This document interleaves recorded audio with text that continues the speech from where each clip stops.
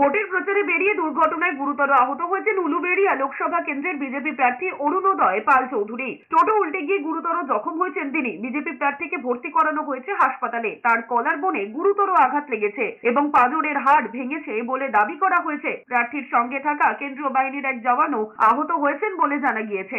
অন্যদিকে বিজেপির অভিযোগ, নিছক দুর্ঘটনা নয়, তৃণমূলের ষড়যন্ত্রে তাদের প্রার্থী আহত হয়েছেন। খবর, সোমবার শ্যামপুরের বাছড়ি অঞ্চলে টোটোয় করে প্রচারে বেরিয়েছিলেন উলুবেড়িয়ার বিজেপি প্রার্থী। স্থানীয় বিজেপি নেতৃত্বের দাবি, প্রচার চলাকালীন দুটি মোটর বাইক এসে অরুণোদয় যে টোটোটিতে ছিলেন সেটিতে ধাক্কা মারে, উল্টে যায় টোটোটি। গুরুতর জখম হন তাদের প্রার্থী। বিজেপির অভিযোগ, হঠাৎ করে টোটোর সামনে দ্রুত গতিতে দুটি বাইক চলে আসে, তাতে টোটো চালক নিয়ন্ত্রণ হারিয়ে ফেলেন। রাস্তার উপর উল্টে যায় টোটোটি। বিজেপি প্রার্থীকে উদ্ধার করে নিয়ে যাওয়া হয় ফুলেশ্বরের একটি বেসরকারি হাসপাতালে। এ নিয়ে হাওড়া গ্রামীণের বিজেপি যুব মোর্চার সভাপতি শুভ্র মাঝি বলেছেন, এটা পরিকল্পিত চক্রান্ত। শাসক দলের দিকে ইঙ্গিত করেন তিনি। অভিযোগ করেছেন, বিজেপির প্রচার আটকাতে বিভিন্ন জায়গায় বাধা দেওয়া হচ্ছে।